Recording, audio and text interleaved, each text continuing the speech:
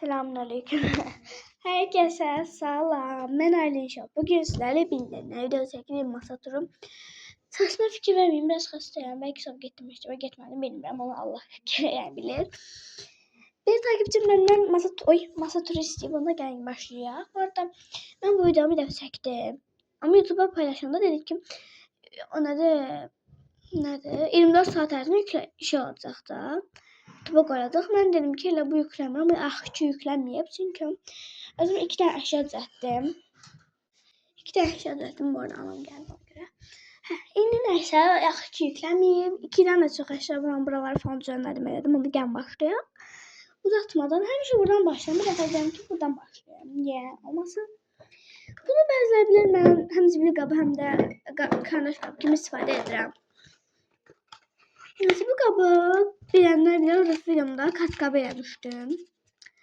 Yani bir de axırda göstərəm də kartlarımı, indi göstərməyim. Bunun içinde bir dənə tablet gəlin var, belə onun üstüne belə qoyum. Sonra gəlir bura. Bunu bu arada bu video yani dedim 24 saat sonra yüklənəcək videodan sonra elədim. Kromi kartlarımı qoymuşam, yaxud ki yüklənməyib. Bir də video kimi çəksin. Bəziləri için biz de olup bu ailenin. Yani bu kartlar bilirsiniz de bir tane o öz düzəltdiklərimi göstereceğim. Bu arada ben o defa demişim size məktəbli. Ben məktəbliyə getdim, sadece orada tapa bilmədim. Kromi kartı deyib ki qutarıb. Ben dedim ki okey. Ben sleeve koymaktan bıktığım için bütün skelerimi bir yere səptim elədim. Bunun içinde bu arada heç yoxdur, birdən deyirsiniz. Bir tane o şey var. Kağıt var. Geldi dünyanın en güzel yerine.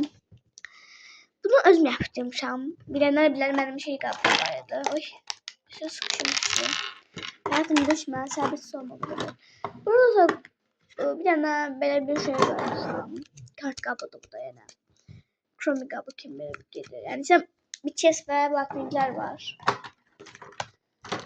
Bu arada kutu düzeltmek istiyorum yine ama yani baktım.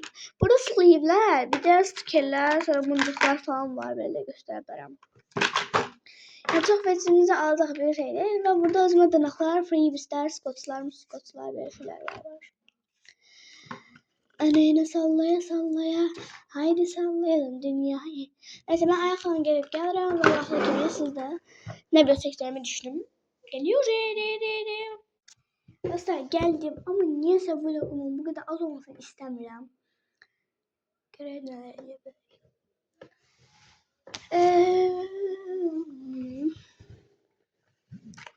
bunun üstüne kartları göstermek istedim. Göstermişim.